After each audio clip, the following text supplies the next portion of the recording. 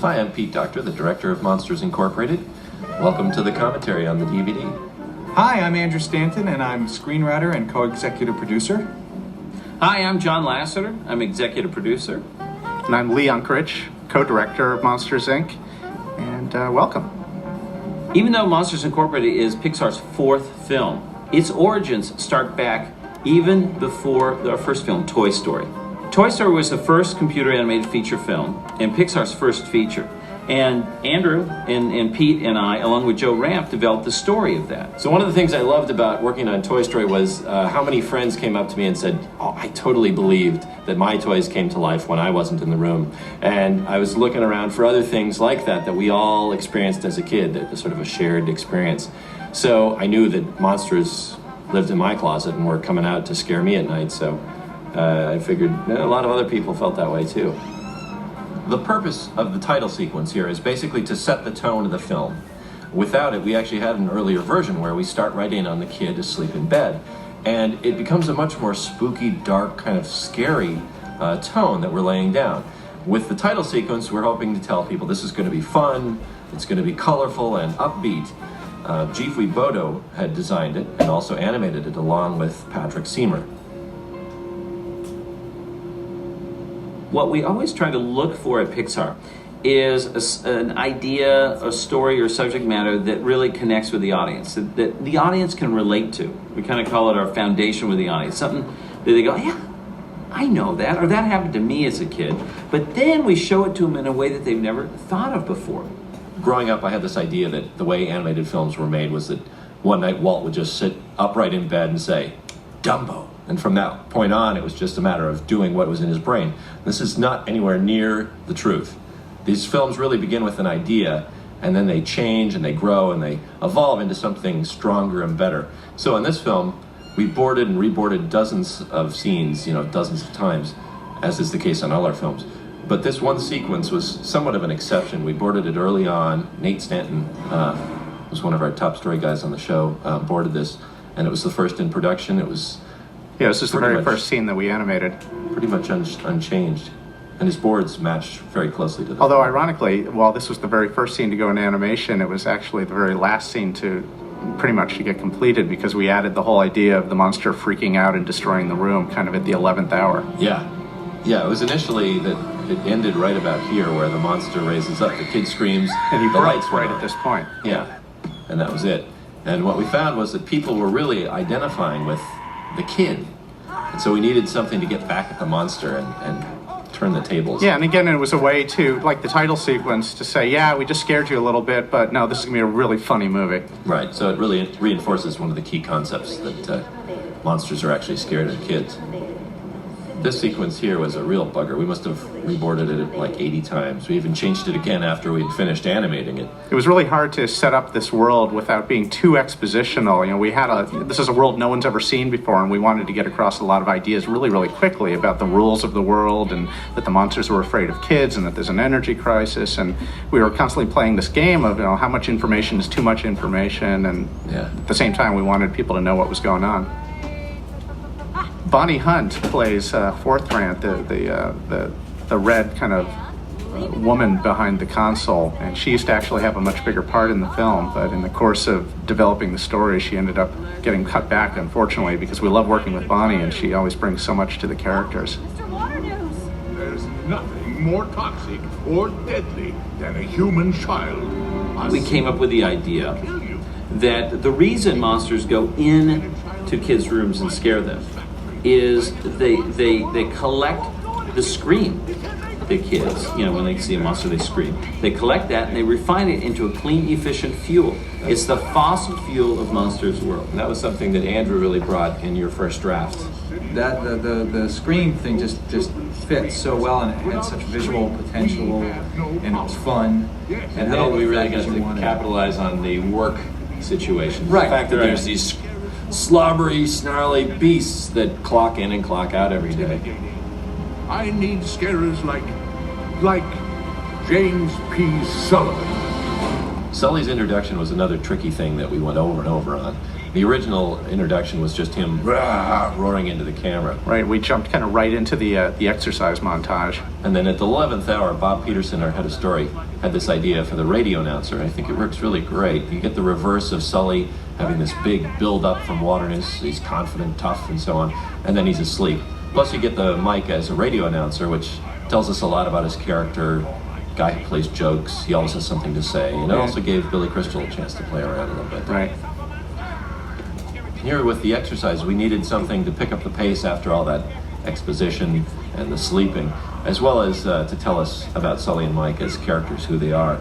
Besides being roommates and total scare fanatics, you know, this is the first thing they do in the morning, is they hop into exercise. This is also our first glimpse at the really cool architecture that was created for the film, and the design of the film.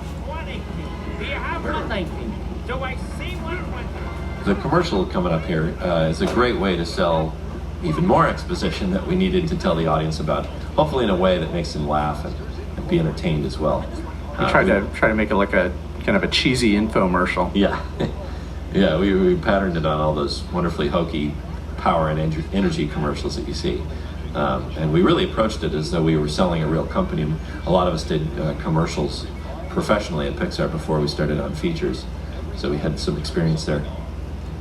So we try to make this as kind of awkwardly produced as possible. We found this great announcer, Jim Thornton, who we felt had this great sort of almost a 50s retro quality to his voice, and real authentic. That image in the corner there of the kid being scared is an image that we as animators see on our screens. It's kind of like what the animation looks like when it doesn't have any lighting or shaders or anything on it. Yeah. So as we started to develop the story and the characters, for Sullivan we needed someone with great strength and somebody who could be like the star quarterback, but also a sensitivity and warmth to him. And as we hit on John Goodman, that was just seemed perfect. He has this real gruffness to his voice and a strength. For Mike, Billy Crystal was, again, as we thought of him, was perfect. He's got this real upbeat, bubbly, sort of a Burgess Meredith type character too. Right, and we knew we'd get a ton out of him in terms of improvisation, which is always great in animation. Since we do the voices before the animation, we can just let the actors cut loose and come up with great stuff, and that always just really livens up in the animation and makes for some great performance. We actually approached Billy to do the voice of Buzz Lightyear in Toy Story way back when, and he turned us down. And then we went on to hire Tim Allen, who did an amazing job. But Billy was telling us he was kicking himself ever since for turning that down. To drive it, you know, like on the street with a honk. The city here, you can see, was really one of the most challenging sets in the film.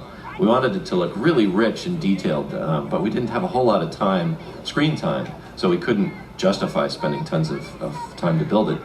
So the whole thing ended up getting built really like a Hollywood backlot in terms of, you know, there's not a whole lot of city that was actually built, but we really tried to maximize, you know, the use of it.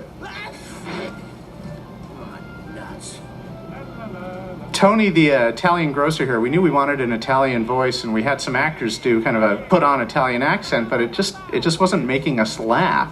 So we got one of our technical directors here, Guido Quaroni, who's actually Italian, and he actually did some of the more amazing effects work in the film. Ted's roar here was originally a big loud roar from a famous movie monster whom I won't mention here. We weren't able to get the rights to it, so instead we went the opposite way and put in this chicken. I think it works. We think it's funny. Yeah. It's just kind of bizarre.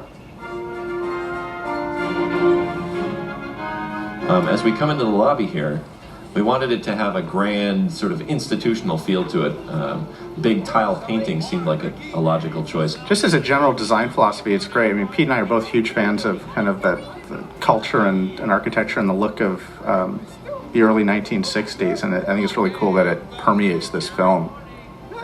So the geeks here, Needleman and Smitty are their names that we've referred to them. They're voiced by Dan Gerson, writer on the show. He, of course, wrote all their lines too. It was basically a case of he did the scratch, the temporary dialogue that we just work with. And Yeah, it's becoming a pattern here at Pixar. Like more and more people who just work at Pixar who do the scratch voices end up just making us crack up, and we use them in the film. Celia here, Harley Jessup, our production designer, came with this idea of using snakes for hair, basically pulling from Medusa. And we experimented with the idea that Mike sees all of her old boyfriends all turned to stone, which puts the pressure on him rather to behave. But it didn't fit, and it was kind of unappealing for her character. Jennifer Tilly does Celia's voice, and she's just such a sweetheart and just brings such great character to Celia. Not for Google. So early on, we had been recording, which is fairly typical, each of the actors on their own, Billy Crystal, John Goodman. And the film really called for them to be best friends since kindergarten, and they just knew each other so well that I had the idea to bring them both the actors at the same time. To record in a session together in the same room, which wasn't typical. Right. And that really gave us a lot of spontaneity, and they improv, they just brought everything, the energy level up. It was really great. This is Randall's introduction here. We wanted something that would also introduce his ability to camouflage as well as his character. He's voiced by Steve Buscemi. Yeah. Who actually, when we showed him the character design, he said, "Hey, you're typecasting me." Because he has somewhat of a physical resemblance. Well, he has 6 arms anyway. Yeah. That should make it even more humiliating when we break the record first. Do you hear that? It's the winds of change. I also thought of him as sort of one of those guys in junior high that just would push you for no real reason. Yeah, he was probably a real bully and a jerk in junior high school, and he's just kind of stayed that way. Yeah. Coming up here on Roz, she's voiced by Bob Peterson, our head of story. And she was originally the orientation manager at Monsters, Inc. She was such a great character that when that part got cut out, we recast her as the dispatch manager. Sound like a broken record here, but same deal again. We couldn't find anybody who made us laugh as much as Bob, and so we ended up going with Bob. We tried really hard. Yeah. We ended up just pitching Bob up a little bit, and he's Roz. The scare floor here, day in the life of the scare floor, it's just so cool. I love the way this worked out. Lee worked really closely with David Silverman to board the whole thing, and then with the layout folks to put this really cool montage together.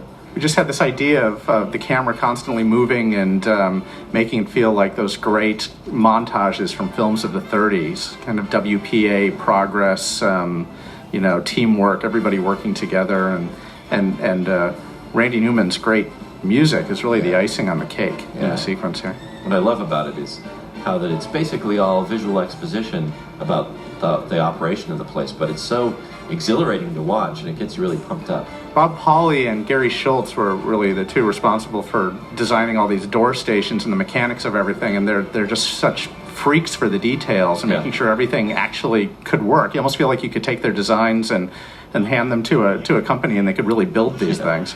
Bob has big airplane parts sitting around in his office. He's just a fan of industrial design. This little bit here, of course, inspired by that classic shot from The Right Stuff with the astronauts walking down the hall. Which, weirdly enough, you show it to a lot of people, especially young people today, and they say, "Oh, Armageddon." So one of the problems in this whole set was the idea of the door stations. We wanted to follow the logic that when a monster is in a kid's room, the kid would sit up, and we didn't want him to see back onto the scare floor. So we thought, what if we do it like a voting booth where you have this curtain that pulls around? But then the problem is the audience can't see the coolness of this, from the scare floor looking back into the kids' rooms. So that didn't work. Then we thought, there's actually these weird things in computer graphics. You can have a light that sucks away the light. It's like a negative light. So we were playing around with having one of those. But that ended up looking just kind of bizarre. Yeah, you couldn't read it. Your brain didn't get that. So we ended up just ignoring it, and maybe the kids do see onto the scare floor. I don't know. So the sign wall was really difficult because we had to track it from shot to shot, make sure that it all made sense. Again, people probably won't even notice or care whether the numbers are correct, but we spent a long time figuring them all out and making sure they were tracking correctly. So we worked backwards from the idea that Sully breaks 100,000 this day, And figuring that means he averages about 445.9 scream units per day. The back of the envelope calculation. And this is Just off the top of your head. This is a particularly good day. So we start slowly at 99,479. But you'll notice at the end of the list, at the very bottom, is Gerson, who's named after Dan Gerson. And at the end of the day, his totals go up 1 scream unit. Pathetic. A lot of the kids' screams in this sequence are actually our own kids that we brought in to scream. Probably made their lives to be able to stand there and have their parents actually order them to scream at the top of their lungs. This shot coming up here with the cart was inspired by Terry Gilliam's great film Brazil. We always knew we wanted to find a place to put this shot idea into the sequence. Here comes Henry Waters again. He was voiced by James Coburn, and he brought this great warmth and vulnerability really to the character. I'd always thought of him as a hard-hitting businessman, and Coburn had this sort of sensitive underbelly that you really feel like the weight of the world, this factory that's not doing so well now, is resting squarely on his shoulders. I feel a little bad for him. He has such a great warmth. You trust him. Yeah. You just trust that voice, which makes it great later in the film when we turn the tables and reveal that he's not such a great guy. Oh. Well, if this is the first time you're watching the movie, stop it now and turn us off. Kids these days, they just don't get scared like they used to. What a rip! This, the idea that the door must be shredded once the kids aren't scared anymore was really meant to be a setup for why Sullivan can't see Boo again at the end. And it makes sense, too, that they wouldn't bother keeping these things around if they're no use anymore. Randall's assistant Fungus is voiced by Frank Oz, who's one of my heroes growing up as a performer and now as a director. And of course, the voice of Miss Piggy and Grover and a million other great characters. Slumber party. Never mind. I love this where he gives him 5. And Hand Eye was actually inspired sort of by puppetry. The fact that he's just a hand with eyes on the ends of his fingers. It's just a funny idea. We had some great concept sketches of how he carries things and how does he operate stuff, by using his eyeballs. One last great Pixar cameo coming up here. George, the orange furry guy who gets abused throughout the film, is voiced by Sam Black, who's one of our programmers here. We just think his voice is incredibly funny. He came in to read for Scratch dialect for Mike. Scratch is what we do temporarily while we're building the reels. And I could barely restrain myself from just snickering and laughing through the whole thing. So we never tried to find anybody else for him. We knew Sam had the part from day one. Yeah. This is the birth of the CDA, the Child Detection Agency. Now, after one screening we were looking at it, we realized we were just talking about how dangerous kids were, and we needed to show it.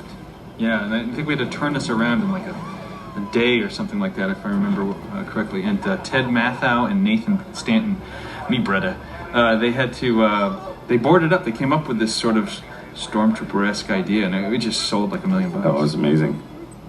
We wanted to show, to a ridiculous point, how extreme the idea, how dangerous the idea of a kid or any element from a kid's world getting into Monster World was. I love this sock just because it's so tiny and insignificant, and they take it so seriously. So if they take it this seriously, imagine if a kid ever got in, it would be the worst thing ever. So, of course, that's exactly what happens. That's right. This shaving thing was a pretty hairy technical problem, no pun intended. But I think it worked out really great. In fact, even you can see on the floor when the CDA back up, their foot scrapes away some of the hair, and that all reacts. It's really cool. It's the details that count at Pixar Animation Studios. As John Lasseter likes to say, we sand the undersides of the drawers. There are things in Monsters Incorporated that we could not have possibly done on Toy Story, A Bug's Life, and Toy Story 2.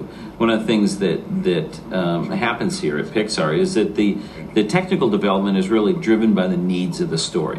And I think in Monsters Incorporated, one of the big things was to have furry monsters. And we started looking at a lot of different animals like gorillas, orangutans, bison, and bears. And so we started thinking, I think it's time to maybe address this. Typically, the more organic something is and the way it looks or moves, the more difficult it is to do with computer animation. And so with this one, we wanted these creatures, even though they are monsters, they're completely made up. We wanted to have it grounded in a sort of reality for the monster world. And we started looking at real animals and pull, textures and surfaces and so on from the real animal world. But then we combined it, which I think was one of your big ideas, was the color. What comes out of your closet is the figments of your imagination. And so I started to go, well, wait a minute, what would a kid think his monsters look like? And they tend to have a little bit of a fantastical quality to them. Again, there's more to life than That shot there as Mike sniffs his armpits tells amazing to me. He can't turn his head. He has no neck, and he has no nose. And we needed him to sniff his armpit, but animator Andrew Gordon did a great job pulling it off. I am so romantic sometimes I think I should just marry myself. Give me a break, buddy. What a night of romance. So this whole sequence was originally staged to be in the parking lot with Roz in this hot rod. She had this really fast-moving car in contrast to her slug nature, And Sully and Mike were waiting for the bus to go home. But we couldn't afford to build the exterior and the bus, so we restaged the whole idea with pretty much the same story beats in the lobby, which is cool anyway because you get to see it again.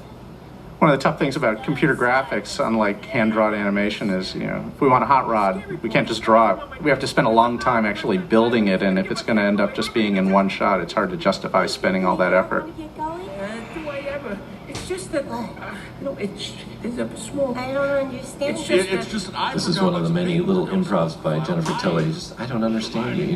Just this great little things she would throw out and we would use and peppered throughout. She had this just great coy, natural quality that we fell in love with. Leave the pews. Paid copies go to accounting, the future ones go to Roz.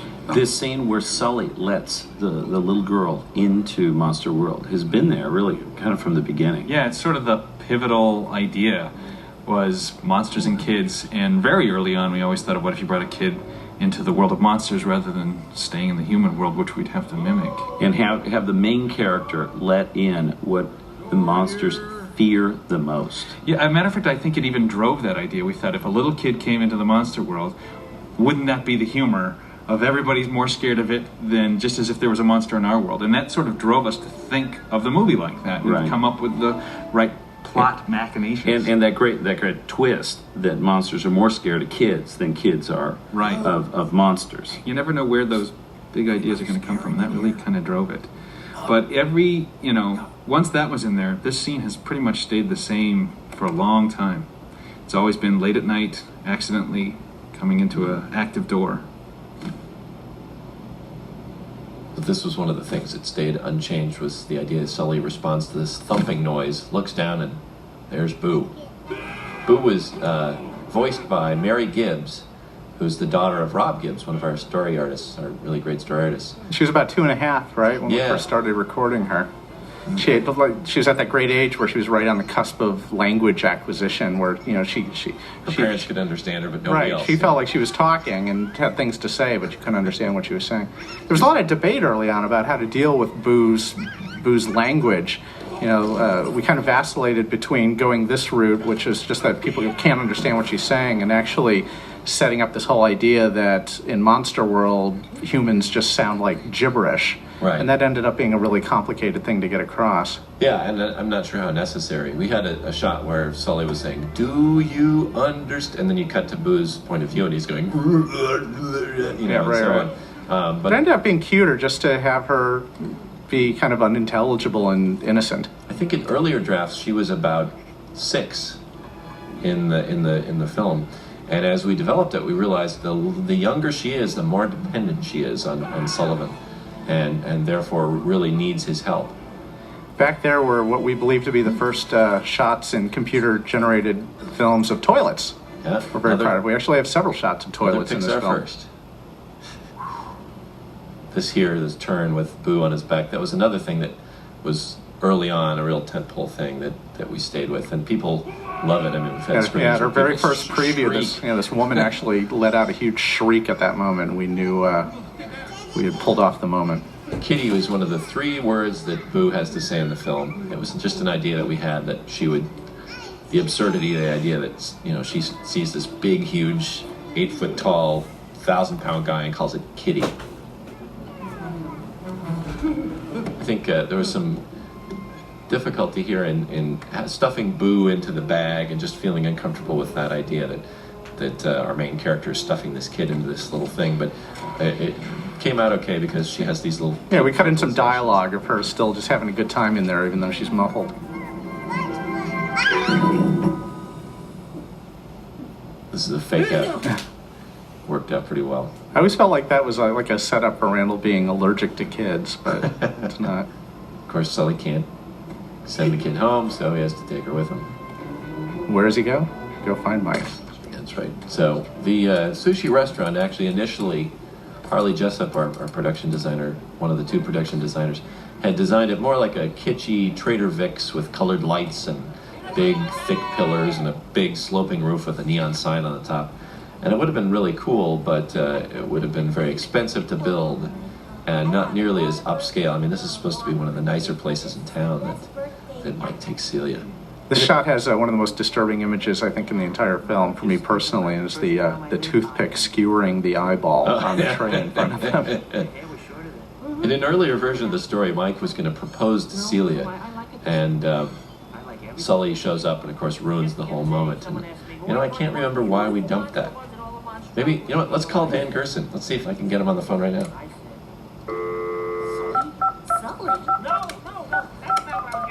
See what he says. What a coincidence running into you here. I'm just... Hello? Hi, Dan. This is Pete. Hey, Pete, what's going on? How's it going? I'm calling from Pixar. We're doing the commentary for the DVD, and had a question for you. You ready? Shoot, I'm ready, shoot. So you know, we have Harryhausen's, and Mike and Celia are there, and it's her birthday. In an earlier draft, we had it that Mike was going to propose to Celia. Right. Do you remember why we took that out?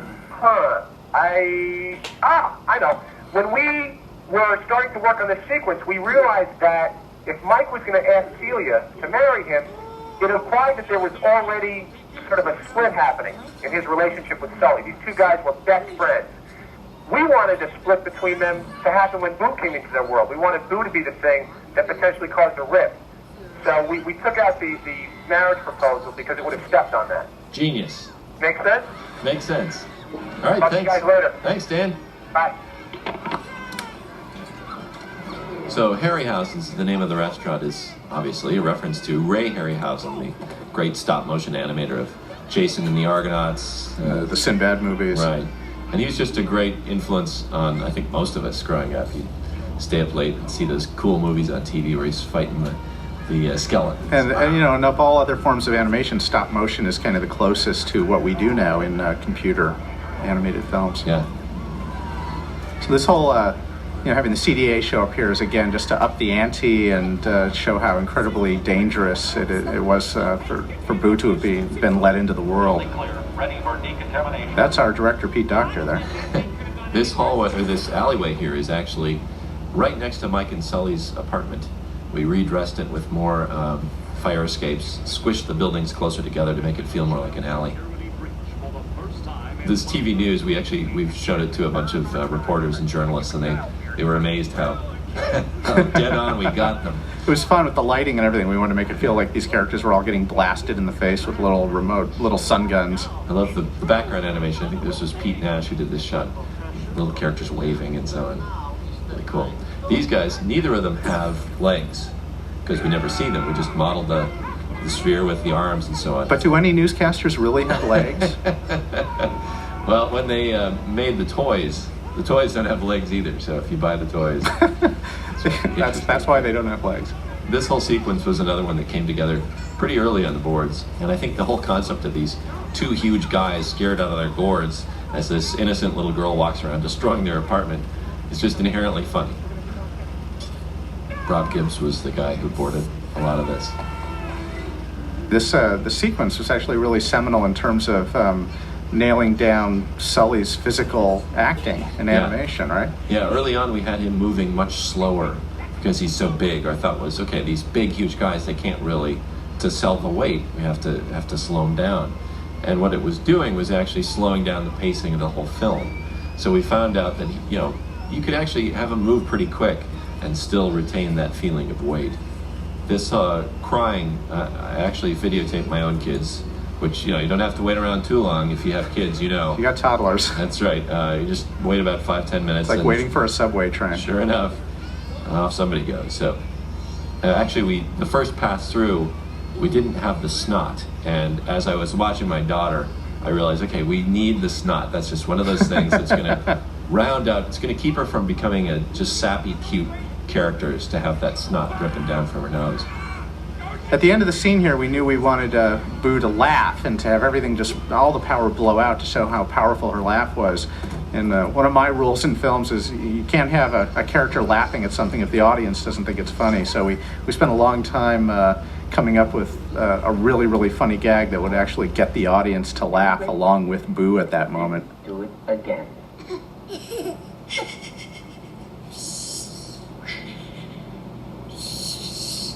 This candlelit lighting was very tricky to do, and it was actually one of the earlier things that we did in lighting.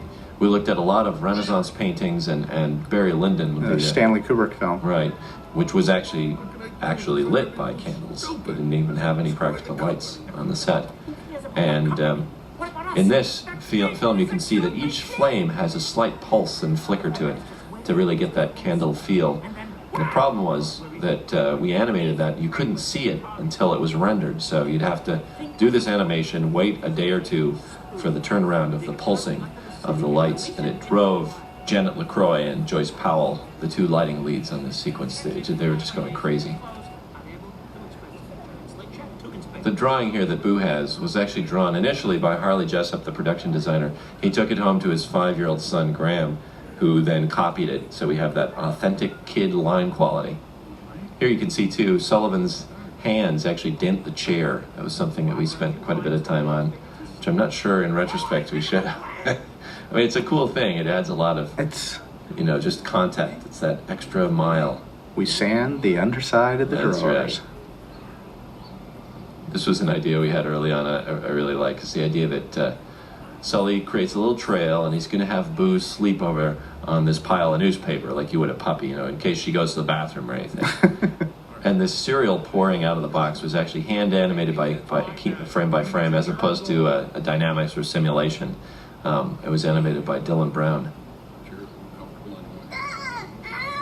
Coming up here is some great Randy Newman music. It was kind of the first opportunity in the film for him to play a Boo theme, which we knew was very critical, not only as a turning point emotionally for Sully starting to bond with Boo, but we knew that it was going to be a theme that we would likely revisit at the end of the film when he has to say goodbye to her.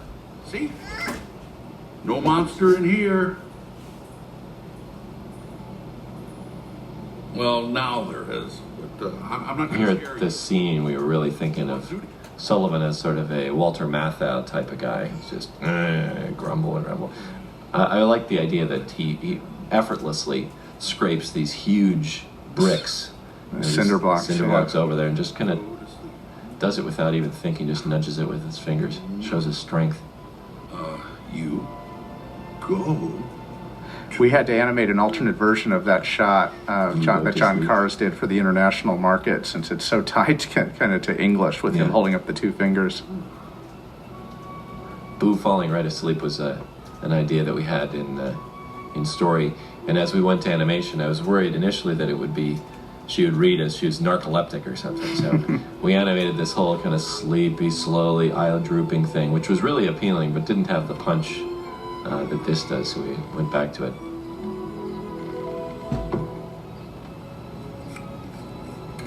Hey, Mike, this might sound crazy, but I don't think that kid's dangerous. Really? Well, in that case, let's... Randy was a really great collaborator on this show, and he brought a lot of richness to the film in his orchestration and his musical ideas. As usual, one of the things Randy does so great is these musical themes that you tie to the characters or to different emotional ideas. And as Lee was saying, we use that same booze theme throughout the film. We come back to it. Sometimes on a solo piano, sometimes with full orchestration, and it really great. just pulls your heartstrings. Yeah.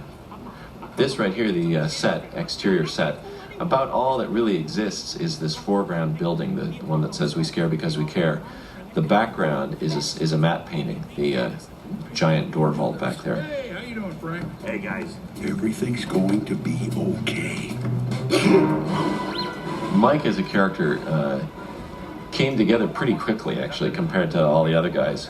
Ricky Nirva had drawn a little doodle of a guy with one eye, a little round character with one eye, and everybody just loved it. So Jeff Pigeon and Jason Katz, I think, were the two guys who boarded this sort of test scene. We didn't even have any actual bit of the film to board, and they came up with this little gag of Mike helping Sully choose a tie that he's going to wear to work, and it really defined his character very quickly. He actually didn't have arms originally, right? He was just a big eyeball on a pair of legs. Yeah, he just had two appendages, which we thought he could use as legs and arms, which was still a cool idea, but it was rather limiting and somewhat off-putting. So we figured we were limited enough just in the fact that he had one eye only. And that ended up being a challenge, just being able to emote well with just a single eye. Yeah, I think the animators did a great job. You don't ever really think about it. You don't think of him as a limited character. We essentially used the one brow as two. So in the areas where one brow would come up and the other down, we just took that one brow and curved it in a way that mimics two brows. But she can't stay here. This is the This little scene here is really just a setup for the great scene that follows, where Boo is sitting in the stall, having her little potty break. Yeah. So to get Mary to sing, I had a puppet, and I don't remember, it was just a puppet that I'd made, and I said, "Yeah, Mary, would you sing for me?" And she said, "Okay," and she just started singing, and then wouldn't stop. You want another song? She'd keep singing, and she was a little older by then. So we took all that stuff back to the editing room and nipped and tucked and pieced together kind of a whole gibberish version of the song.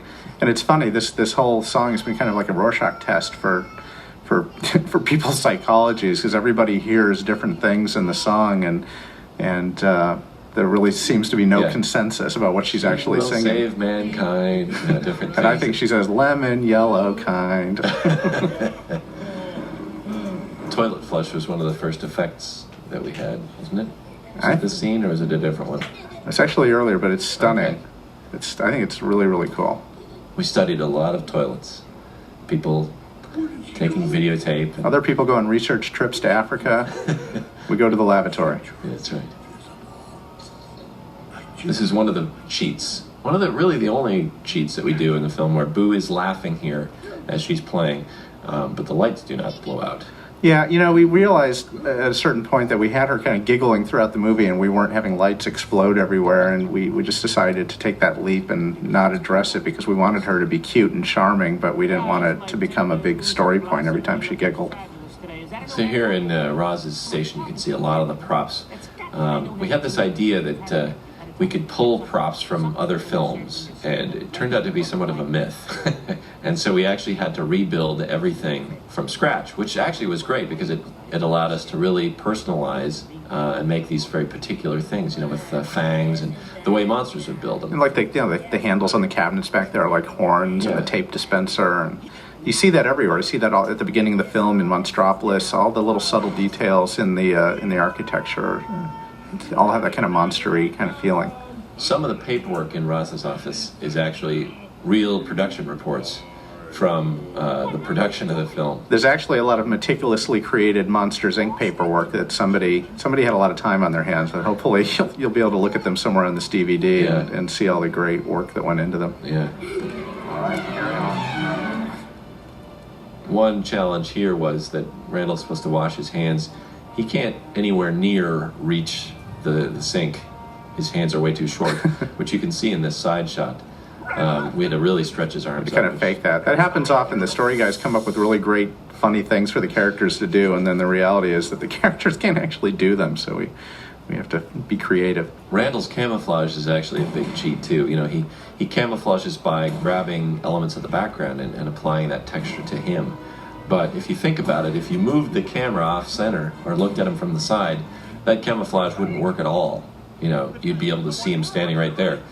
But there again, I think it's one of those movie liberties. Yeah, we played kind of fast and loose, and we kind of straddled between it being camouflage and being kind of an invisibility kind of a thing.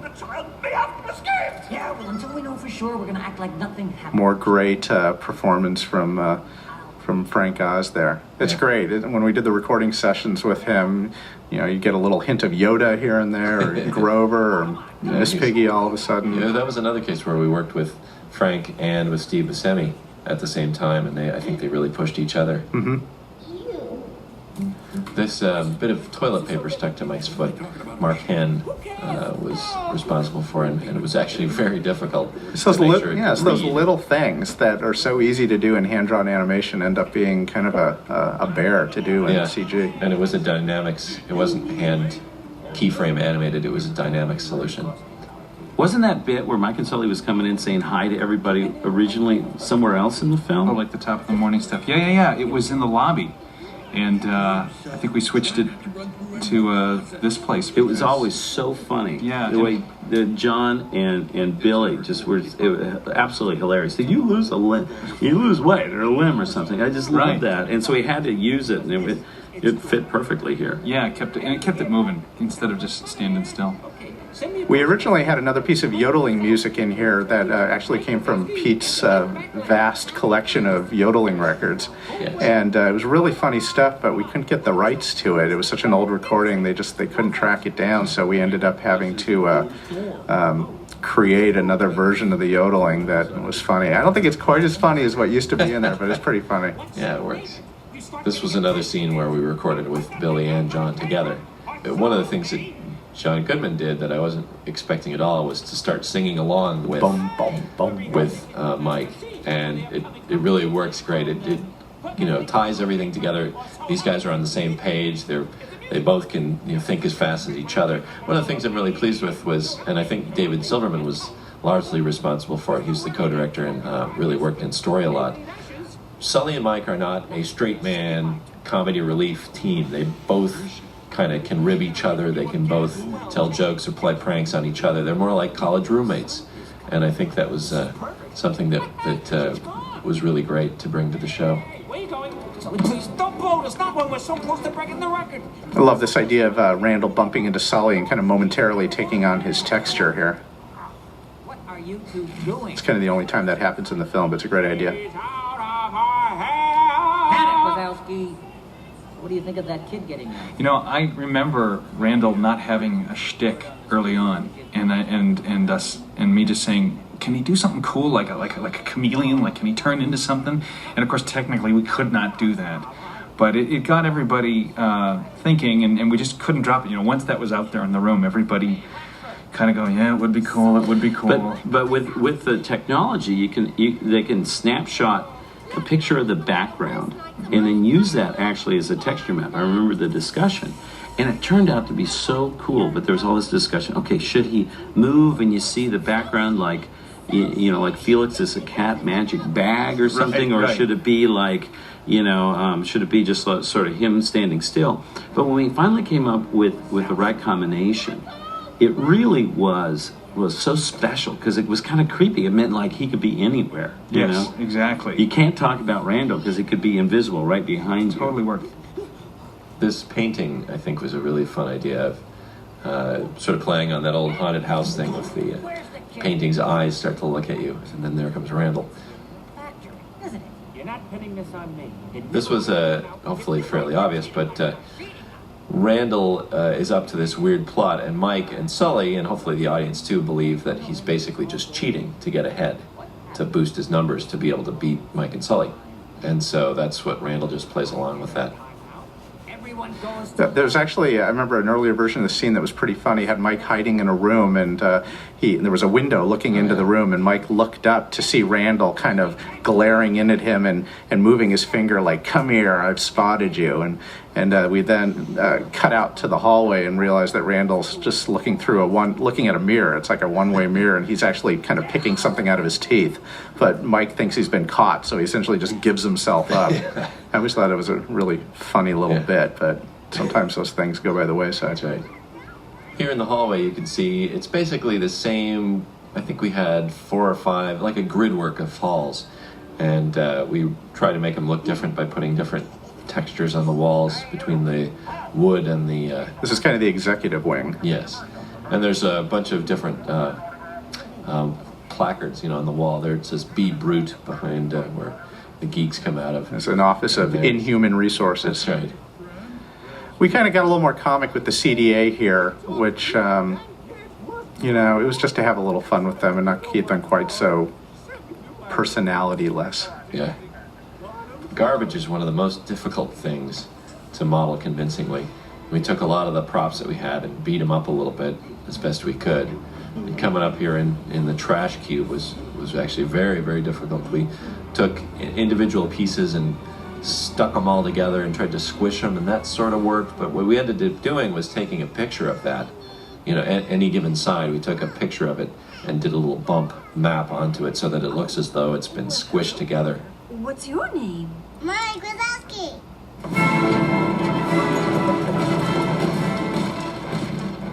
This whole section is borrowed, shall we say, from one of all of our favorite cartoons, and so we took the basic idea of that and Doug Sweetland animated all those shots on Sawyer. Yeah, really great stuff. This is a tricky scene because we didn't want to get too serious with it. He really thinks Boo's getting crushed in this machine, but we didn't want to play, real anguish because that would be kind of a downer. So we kind of took the risk of playing it a little more comical here.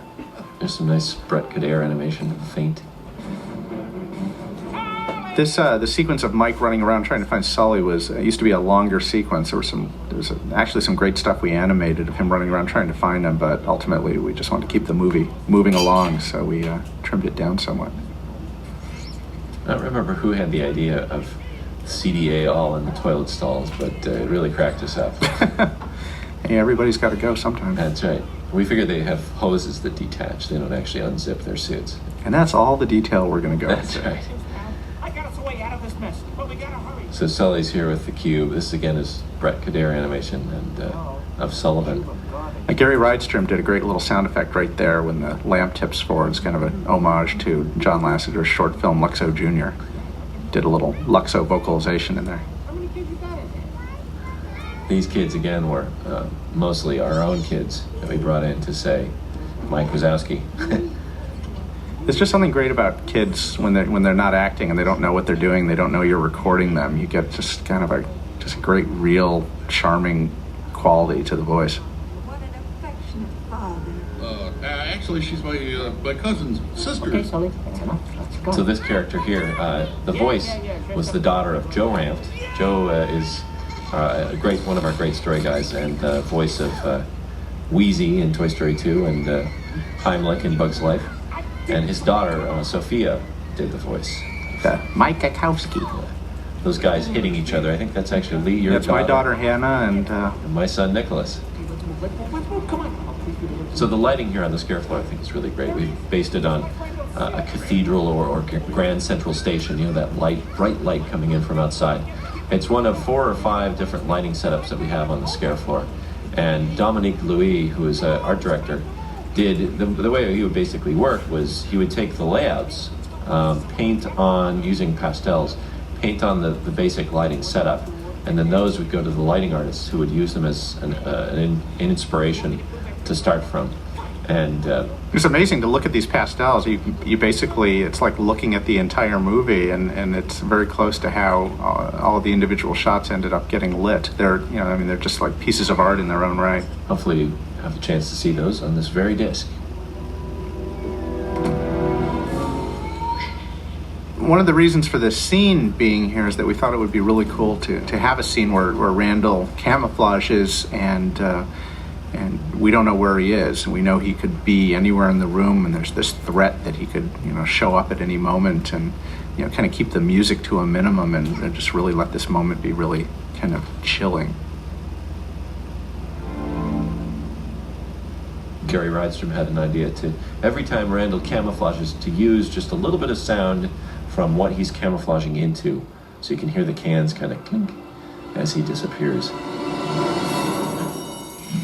One of our concerns at this point in the film is that we had been spending so much time at Monsters, Inc. in the hallways.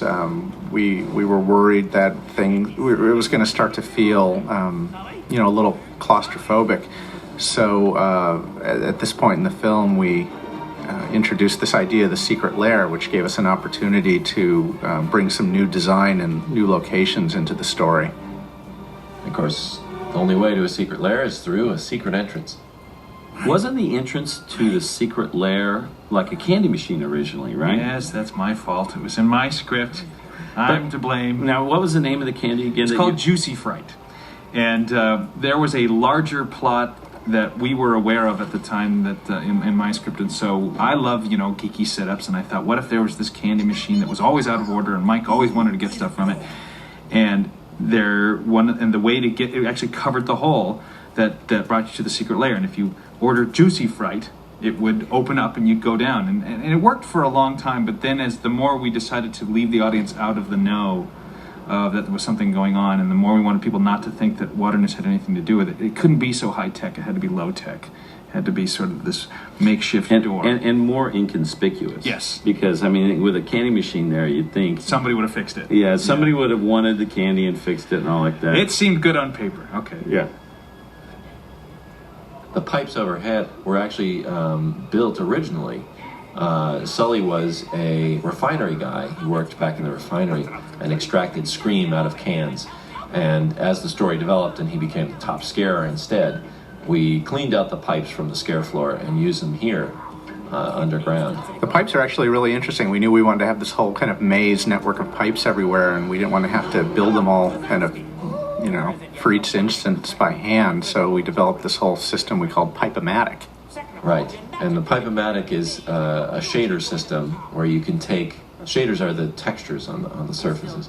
You can turn up rust or turn down dust or speckling or texture and all sorts of things. You have a great amount of control and flexibility so that they're very flexible. So it's basically like having a big Tinker Toy set of pipes to work with. Yep. And we actually ended up using the pipes to build lots of other things in the movie too. Sophie Vancelette and her set dressing team, the Pipe-O-Matic proved to be really versatile, making stands for lamps and all kinds of things. The lighting in this section, I think, works really great. And one of the ideas behind it is that the refining is being done up above where we are. We're in sort of this subterranean level that you're not actually supposed to be in. Nobody ever goes down here. And so the light you can see spills in just little leaks of this sort of orangey green light. The Scream extractor design is really, really cool because it's actually built out of lots of other machinery we've already seen in the movie. The main arm is kind of a piece of a door station, and it's not that we're trying to just reuse props. It's the idea that the characters kind of used what they had to put together this horrible machine. Yeah, they're just doing this on their own. You think at the time, and they're building it out of spare parts. That's the side of the door. The door station you can see there. And their little console there is kind of made up out of the keypads that control the door stations. Yeah. Some more Pipe-O-Matic here you see in the foreground that we're kind of moving by with Randall. So this was a Dan Gerson line. He was one of our writers on the show. The car thing, which I also thought was really funny. And of course here the idea is that Sully has somehow snuck up in the overhead pipes. We actually used to have a lot of stuff in the story where Sully was up in the pipes. We had a version of the scene later on where he comes back and rescues Boo, where he kind of dangles upside down and gets her out of the chair while nobody's watching, which ended up being just a little far-fetched. Yeah. This whole idea of the lips, we actually tried a bunch of different stuff to just what was the funniest, in terms of the redness and puffiness, and ended up here. Come on. This is crazy. He's gonna kill us. Careful, that could be confusing. We gotta get out of here now. This part right here, Mike is standing and you can see outside. That's just only through lighting that we sold that was outside. We parked a car. It's just another room. Another room outside. We parked a car and lit it brightly and it looks like outside. No. What was that? You're trying to scare the kid, not... Here we're back to the tryout room where Thaddeus is trying once again to do a good job. That's Jeff Pidgeon, one of our great story guys, did the voice of Thaddeus Bile, and Jeff also, his most famous part was as the little squeeze toy aliens in the Toy Story films. Sir, you don't understand. Now, show these monsters how it's done. I can't. Sir, you have... So this was a really tricky part of the film. Sullivan ends up scaring Boo without knowing it, and we had done one version where Boo was basically in Mike's arms throughout this whole scare, and as we had actually finished animating it. Yeah, it was all done. The scene was finished, and Ed Catmull, the president of Pixar, got in touch with us. He'd seen a screening of the film, and it just wasn't sitting quite right with him. He felt like the emotional impact of Sully scaring Boo could be stronger, and he had this idea of Boo actually kind of running up and getting close to Sully when he does the scare, and it was a great idea. And we made the changes necessary to have the scene play out that way. And there's just much more visceral impact to the moment of Sully scaring Boo, the way we ended up restaging it. It's funny, there's a lot going on in this scene. There's a lot of exposition of Mike saying, Randall has this plot and he has to tell Waterness about it, and so on and so on. And at the same time, there's this emotional stuff of Sully dealing with the fact that he's just scared this little kid, this kid that he's grown to love and care for. And I was really concerned early on that we needed to get more of that exposition out of the way, but as is always the case, it's really the emotion that carries it. Yeah, it was really critical for Sully's character at this point. We wanted to really put him through the ringer. We wanted him to feel like, it's like when you have kids and, say you're taking them out of the car and you bonk their head on the door frame. You feel really bad about it. Something bad happens that was your fault, and all you want to do at that moment is take it back. And we wanted Sully to kind of feel those parental feelings at this moment. Does anyone else know about this? So once again, even though there's all this exposition going on of, I can't believe this happened to my company and so on, Sully has really remained focused on the fact that Boo has been scared, and he feels awful about that. This was a kind of a far-fetched idea initially, is that the tryout simulator that doesn't actually do anything is hooked up somehow to the overhead track.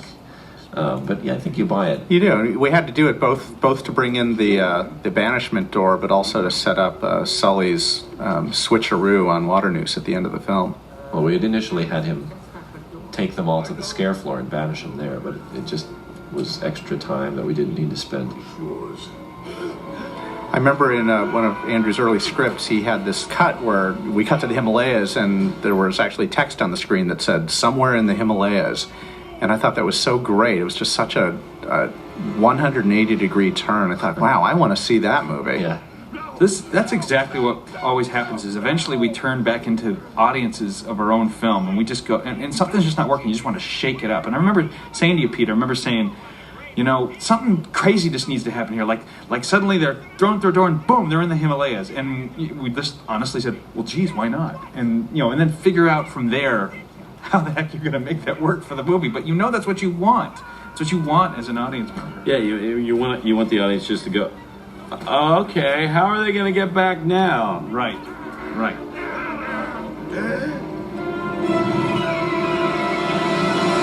Welcome to the Himalayas! Yeti's Cave. Oh boy. We must have boarded this sequence literally 30 to 40 times. I'm not kidding. It's just, and poor Rob Gibbs, who was actually the father of Mary, the voice of Boo, he ended up doing most of them. Although Joe Ranft did a couple of them too. It was just a really tricky scene. I mean, there's so much emotional weight here between Sully and Mike. The whole film, basically their friendship has been tested, and this is the point where it breaks. In fact, early on, we had them get back together in this scene and both go on back to the...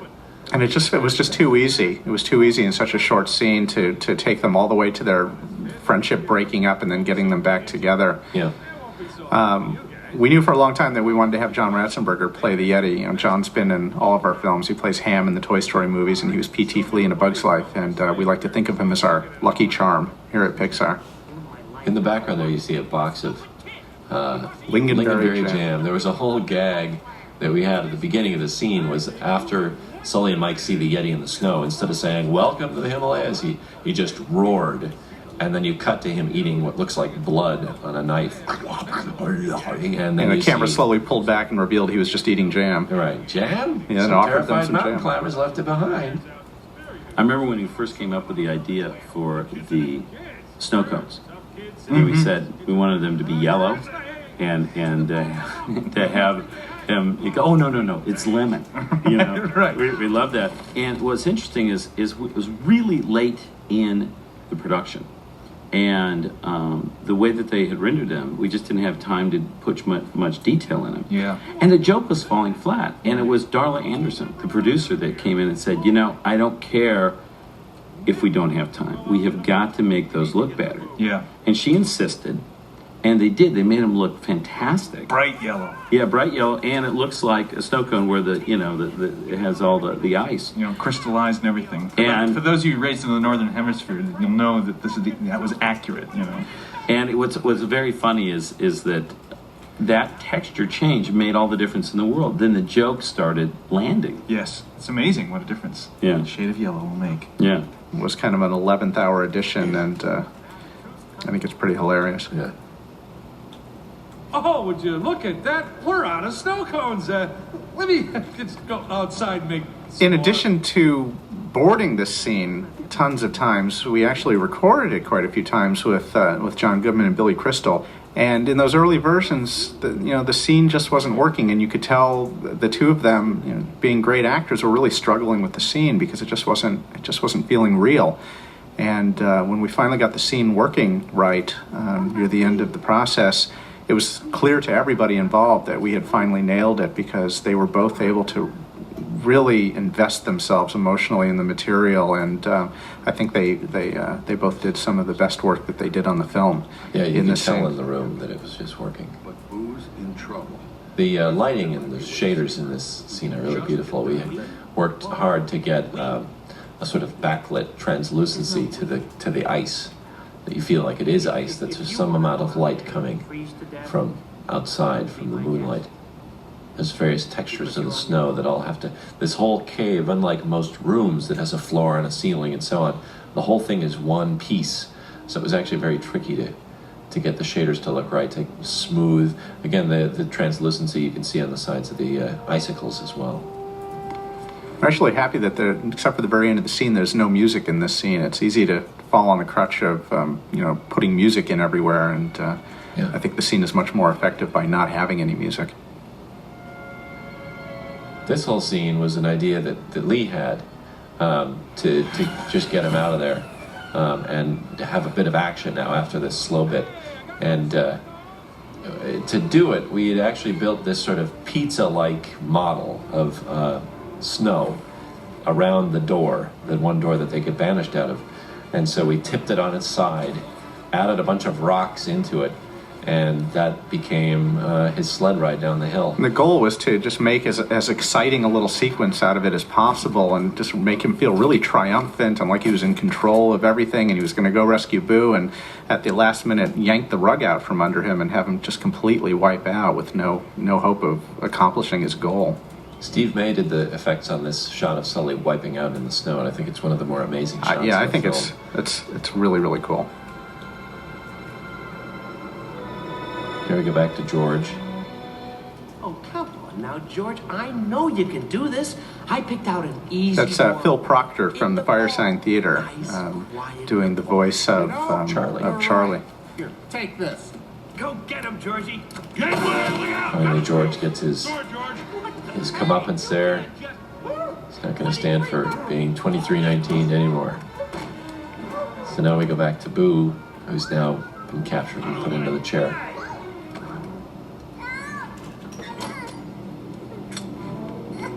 Finally. We actually used to have a whole extended sequence in here where Sullivan ran down and he thought he was bursting into the room where Boo was, but he actually burst into a room full of cages.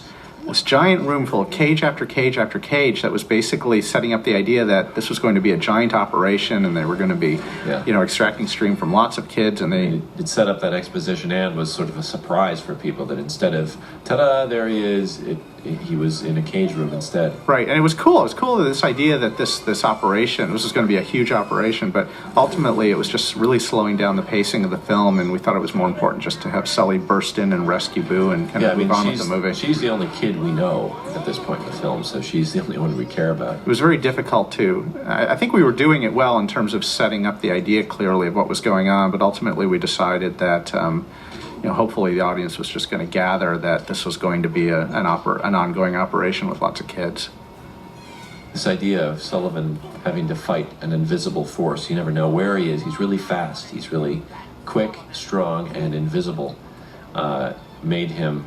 It was a challenge, actually, because his design was such that he looked like kind of a wimp. And it was important that people not think, oh, why doesn't Sully just, grab him and deck him? Sully's obviously such a much bigger guy. It was important for the climax of the film in the door vault that Randall be a real threat, right, and be seen as a really dangerous character to Sully. And this sequence was really designed to do just that. So here again, we're teetering on an edge between actual tension and drama and the comedy of sort of slapstick fight stuff, stuff that Sully's doing. Trying to make it funny and appealing to people, but still you want to have the threat right, and danger of Randall, but not have it be too violent. Yeah, I always love this idea that Randall's exposed by being hit by the snowball. That's where accidentally you finally see where he is. Come on. So Jennifer Tilly, when she was recording these screams, she would back up across the room, run towards the microphone, and scream at the top of her lungs. Method acting. She was great. This scene here is actually pretty tricky technically. The fact that Sullivan is pulling these guys across the floor and still bouncing up and down and all this. A lot of attaches. We tried to send it back, but Waternoose had the secret plot, and now Randall's right behind us, and he's trying to kill us. Mike Wazowski, that's another one of the words that Mary Gibbs actually had to say. I think she says, Mike Wazowski, Kitty, Boo, and Kitty. Yeah, that's about it. So here we were really trying to involve, everybody really loved Celia as we were developing her as a character, as the story was coming together, trying to use her to defeat Randall in some way. We wanted to give her kind of one last little moment in the sun because we knew we were going to be basically losing her till the end of the film. So we were trying to think, okay, we'll use her receptionist skills, right? So she uses the phone to do the overhead page, and then we went back in the film and layered in some other pages that you can hear. We used to have a more kind of female computer voice doing all the announcements about the scare leader on the scare floor, and we ended up replacing those all with Jennifer Tilly to set up that idea.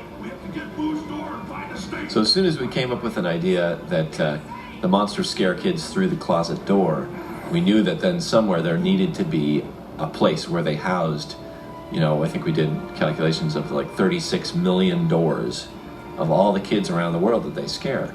And as soon as we had that idea, I knew we had a great climax of this roller coaster ride. Not only is it a roller coaster, as you can see in this section, which is really fun, but it's also a chase around the world, because you can go through any door and be anywhere in the world. This is the kind of scene where when you describe it for the first time to the technical people who are actually going to have to help you create the sets and be able to render it, it's the kind of moment where you can hear a pin drop. Yeah. This vault is taller than the Empire State Building, and it's, I think, a half a mile long. You can actually fit, we figured out, a Statue of Liberty on any one given level of the door vault. Yeah, it's massive. And Tim Milliron came up with he was one of the technical directors on the show, came up with a way to actually render all the doors. We were initially thinking we were going to have to do tons of cheating and maybe paint and stuff like that, but he came up with a way to trick the computer into thinking that these flat pieces of paper are actually doors, that they have some relief to them and so on.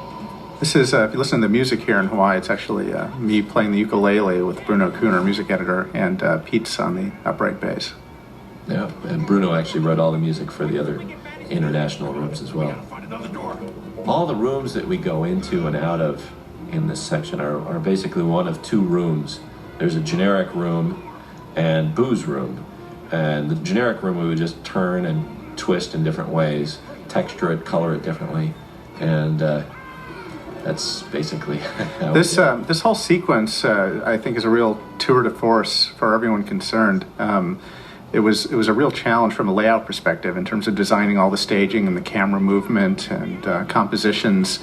One of the cool things about computer animation is that we are able to shoot our scenes as though we're shooting live action. You know, we have these sets built and we have these little virtual cameras that we can go in and shoot angles and shoot coverage, shoot multiple angles, and then come back to the cutting room and kind of put it all together before we actually animate. So it allows us to create some really great dynamic scenes and dynamic staging. This whole thing with the falling, I also thought was really cool, that they're falling and the way they escape is to actually go into the thing on which they're falling. It's just something that wouldn't have been possible in any other film, really. Sullivan's fur is one of the big technical achievements in this film, and I think this sequence shows it off. Really shows it off. It's a dynamic thing. So the animators are kind of like the actors in their show. They bring the personality, the performance to the character, and they worked with basically a bald version of Sullivan. Yeah, you don't want them to get bogged down in kind of the physics of how hair moves. You just want them to concentrate on the performance. 3 million hairs, so it would have been just impossible for them to animate it by hand. So once their performance is done, that whole thing is fed into the simulation program, which moves the fur. In here, we have an added layer of complexity because they're moving through space, and to get that effect, we set up a wind generator on the fur, and shot by shot, we had to call out different amounts of that wind depending on how fast he was meant to be going. This idea of the two worlds colliding here at this threshold. You see a kid's room careening through space in the door vault was one of those things that just from early on I was really excited about. It was cool to be stable inside the room yet see the whole monster world outside the door moving. It's the only time in the film that we do it, and it's really cool. Too long, Sullivan. Now your time is up. This is another change that we made kind of late in the game, was kind of really pumping up this Randall's comeuppance and Boo's triumph over Randall. This used to be a kind of a much shorter little bit and didn't have her bonking him on the head with the bat and all the color changing and everything. We realized at an early preview that the audience really wanted to cheer for Boo, and we weren't quite there yet, so we spent some time kind of pumping up the scene and letting Boo kind of have a real triumph over her fears and over Randall. Randall's comeuppance was something that Nate Stanton, who is one of the story artists on the show, he came up with this idea that Randall gets stuck in the swamp, and mistaken for a gator, and so down in the bayou, and it's stuck. That's of course the trailer from A Bug's Life with the Pizza Planet truck parked outside. And inside are two versions of the Sim Kid, the simulated kid at the beginning of the show. They're just used, you can see their shadows. I think we put an extra sphere in the back of one to make it look like Mom. Like a bun. Yeah.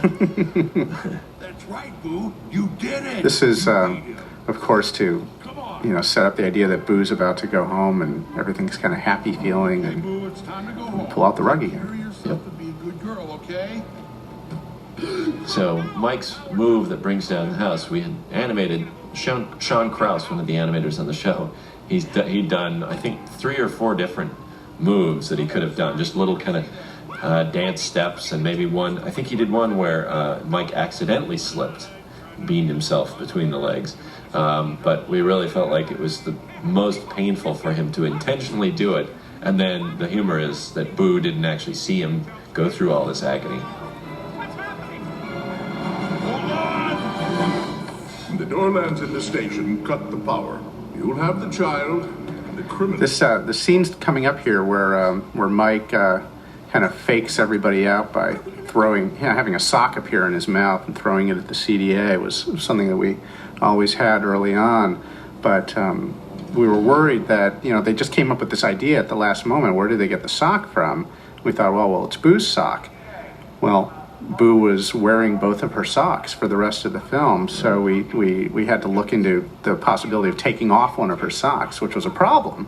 So initially, the technical directors, the modelers, were saying, "Oh, okay, it's going to take another 3-4 weeks to build the foot." Because we didn't actually have the foot that went inside the sock. We just had a sock. Well, it turns out we actually did have the foot. It was built long ago as kind of a base on which to build the sock. So we pulled that out of the archives and put it on her stump of a leg, and there Boo has bare feet through the rest of the film. Some great Doug Sweetland animation here of Waternoose, really turning him completely from a grandfatherly, trusted character into a really powerful, violent, scary guy. Yeah. There was a lot of debate about this moment. We wanted to set up this whole switcheroo that, Sully's trying to make Waternoose, trying to trick Waternoose into thinking that he's actually activating Boo's door here, but of course he knows he's not doing that. So for those of you who are taking notes, he pushes the wrong button. And we of course never show the red light go on over the door because it wouldn't have really gone on. It's one of those tricky things where we were really thinking through the logic of the moment, and we had to catch ourselves and not get too caught up in trying to explain away exactly what was going on. As soon as we came up with that idea of faking it out, we knew that then we had to go back and re-engineer both the simulator room and Boo's room to be very close to each other in architecture, in color, and actually they're not. I mean, this is a total lighting cheat here that it looks somewhat pink. That's Boo's room color. And then you'll see when the lights come on here that it's more of a yellow. And it's a stage type setup, so I think we have that liberty. Simulation terminated. Well, I don't know about the rest of you guys, but I spotted several big mistakes. This monitor bank of 6 different monitors. We took the same animation. That's one of the cool things of 3D animation. We took the same animation, set up 6 different cameras, and looked at it from those 6 different views. One of the things that wasn't so cool was that it didn't really always hold up, so we had to reanimate some stuff, do a lot of lighting tweaks to get that to read, and then on top of all that, go through this video post-process to make it look as though it was on TV with the scan lines and the pause effect and all that. It does look cool.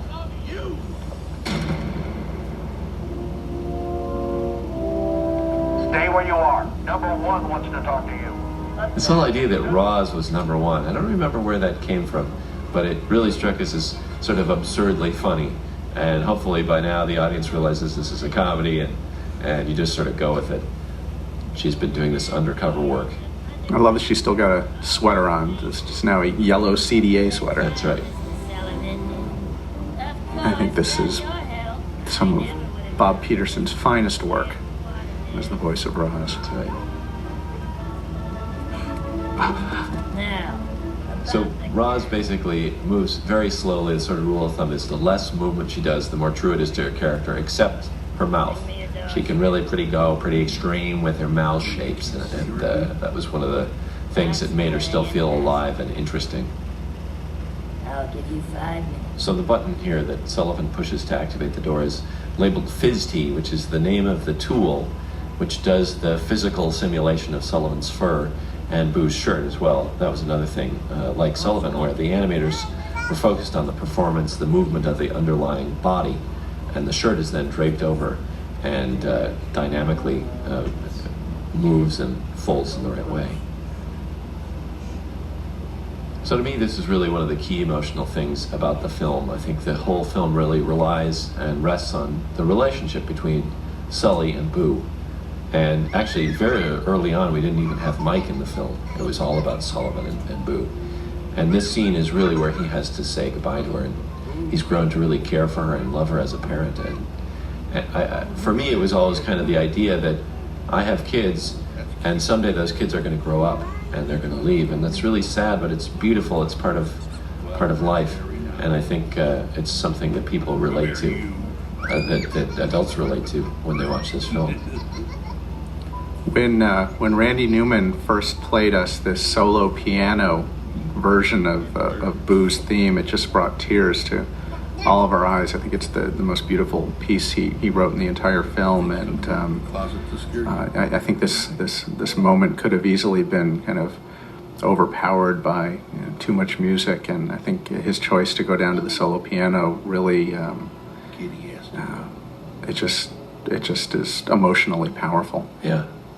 We worked really hard here on, if you can see Sullivan, as Boo hugs him, these tears, his eyes get really glossy, and these wells of tears kind of accumulate in the bottoms of his eyes. And we worked really hard to get that to work just right in a very subtle way that doesn't make you go, oh, he's crying, tears are running down his cheeks. It's just a subtle little thing that I think works even better. Here, Boo runs over to the door. She actually grows about 7% as she runs to the door because she's not tall enough to reach the doorknob. So the animator stretched her out, just grew her just a little bit. You can't tell. The inside of the closet is a nice painting done by Glenn Kim, who's one of our painters on the show. The door shredder itself was kind of tricky because we wanted to have these particles flying up and in the air to show you that it was shredding the door. And at the same time, we had this story point that you needed every piece to put the door back together in order for it to work. So we kind of arrived at they're small enough to be kind of dust, sawdust type things. But they're still big chunks that Mike can ultimately put back together. There we had to have that shot looking up because there's nothing over there. The shot of the truck driving away. Roger Rose animated this shot with all the characters, and he's kind of become one of our fallbacks for any shot that has a ton of characters in it. It's like, who's going to animate this? Well, Roger will do it. Lucky Roger. He did a great job. This shot here, we initially had Sully just stopping short and kind of staring, and we felt like it was important for the audience to be clued in that he has some particular idea, something that he's going to try for the future. These shots we tried to mimic as closely as possible, the exact same shots from the beginning of the film. And it's the same score and everything at this moment. We had a real challenge disguising the fact that that's Mike because he's so recognizable even in silhouette. Billy loved this idea of kind of a failed stand-up comedian's act. He really had a great time with it. Yeah, he did a great job. Where it's funny because it's so he's dying so badly. Yeah.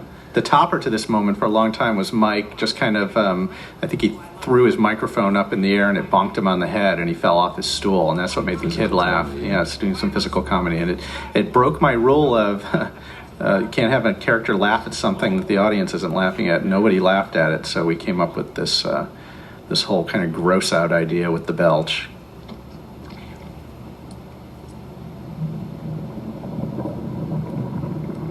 Because, hey, burps are funny. That's right. The thing that really makes it for me is the fact that the kid just loves it, It's the best thing he's seen in years. When all else fails, belch. So the scare floor here is of course, the same. Oh, it's actually now transformed into the laugh floor. It's the same architecture and everything with some new set dressing and new signage and so on. Trying to make it look as cheerful as possible. The Think Funny banner in the background, kind of an homage to our CEO, Steve Jobs' other company. That's right, Apple Computer. Girls, stop. So Mike goes to grab this magazine, and of course he's once again been covered up. Business Shriek. For a long time, before we finally got this rendered, whenever Mike opened the box, it was just an image of the sushi bar, and it made absolutely no sense. And we knew what was going to be on the cover ultimately, but it was literally months before we finally got a render with that magazine cover on it. And the moment finally made sense. So I love the idea that Thaddeus is now using his failed scare to amuse kids at the end of the film. It's also really cool. I don't think people immediately recognize it, but because laughter is so much more powerful than scream, we now have these huge tanks to hold the more powerful scream. And it's kind of a subtle thing, but it's pretty cool.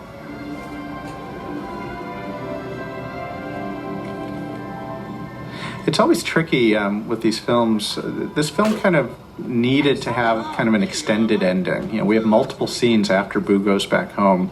When Sully says goodbye to Boo, it kind of feels like the film's approaching its ending. Yet we still have several scenes here. And it's always it's a difficult balancing act to pull that off because people get a sense that the movie's ending, but you know we really wanted this reunion here at the end to have a lot of emotional impact, and if we had rushed into it, it wouldn't have had the same feeling that it has. Early on, my initial thought was that once Sully says goodbye to Boo, he could never see her again, and once he does that, then we have sort of an ending with Mike and Sully again, and we kind of struggle with that because the audience really wants to see her again. And we came up with this, I think, very successful ending that allows you to have the feeling that they get together again, but you don't actually get to see her. We got a lot of reaction from test screening audiences that they really wanted to see an image of Boo at the end, and rather than cave into that and give them that, we decided that we had done our job well because the audience wanted to see her so badly. Leave them wanting more. You know, when we came up with the initial idea, we wanted to tap into what was familiar to the audience, and that is that, you know, kids are scared in their bedrooms in the dark. They're afraid of monsters coming out of the closets. And so when we started getting into the story, it was really fun to sort of play into that notion and then immediately change it and show that monsters are in fact far more scared of kids than kids are of monsters. And it's fun to sort of, you know, play into the audience's expectation and what is familiar to them and then immediately show it to them in a way that they've never seen before. And it's kind of, I don't think we were conscious of it at the time, but very quickly we said that's kind of fundamental to just the reality of a kid overcoming their fears. Sooner or later you find out that there's nothing to be scared of under your bed or in your closet, and you grow up and you've overcome your fears. And so you've overcome your fears? I'm not saying I have, I'm just saying some people do. I still reach around and turn on the light before I walk into every room. Yeah, you can do that. But it did feel like, wow, we're really tapping into a truth about kids that can make more depth to this film beyond just the appeal of wouldn't it be cool to see a monster that isn't as scary as he looks. And early on, I had an idea that maybe that we could get actual kids to design the film, you know, in some way. That we would base the designs on kids' drawings. We didn't go that far, but we did pull from our own childhood and imagine what we thought monsters were like. One of the real balances was finding that line between scary and appealing. And I think, you know, our rule here is always, you're going to ask people to spend an hour and a half with these characters. And they better be really interesting and appealing, you know, interesting and people that you want to spend time with. I mean, can you imagine, it's like having a long dinner with somebody that you can't stand. I mean, it gets painful. So we try our hardest to make them as appealing as possible, but still remain true to the idea that they are monsters.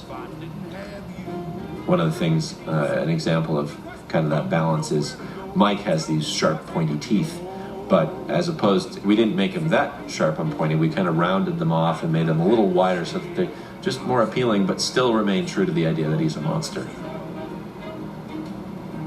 One of the interesting things about this movie is that it's in a weird way the same ingredients that we've always had on the other films, but just slightly different proportions or uses of them, because the same people have been working on all these films from the get-go. And when we first did Toy Story, John and Joe and Pete and I and Lee, we all kind of realized it's sort of that lucky chemistry that comes with a great band.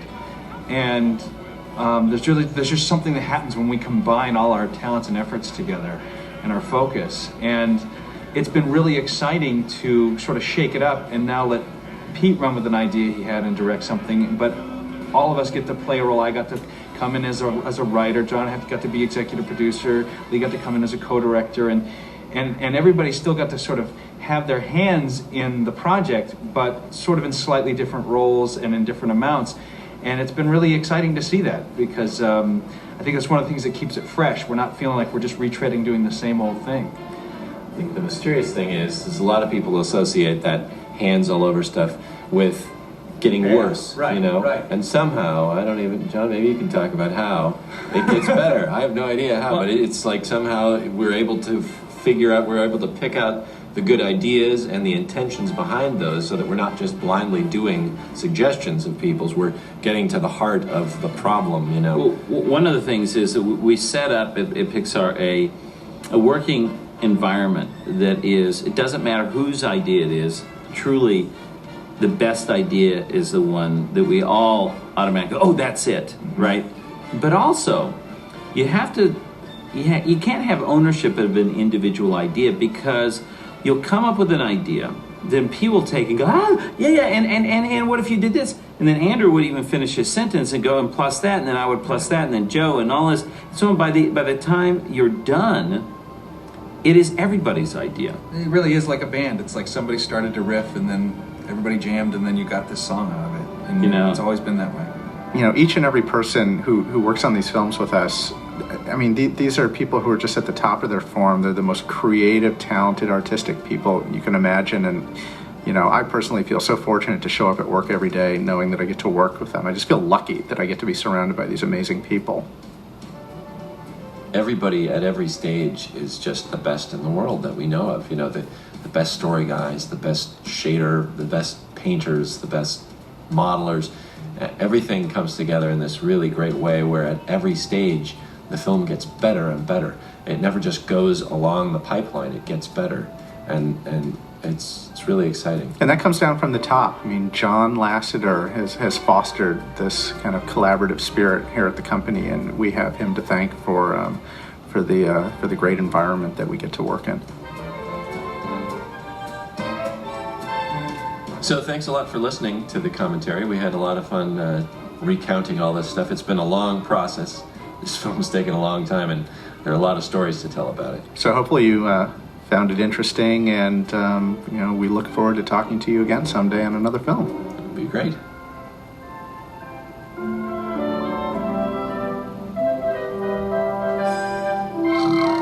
Hey, What? Is it over? Oh my gosh! Why didn't you tell us it was over? That must be just us two guys talking the whole time. Jeez. Well, oh my God! Look at there's the castle already. It's over. Gotta say goodbye. It was really great watching some of this with you. Right, but it was good. This is It's Andrew. Bye. This is John Lasseter saying goodbye. Quick before the Luxor lamp goes out. Come on. Okay. Come on. All right. Say Goodbye. something I hope you profound. enjoyed it. We're really happy to make Monsters Incorporated. Computers are really cool.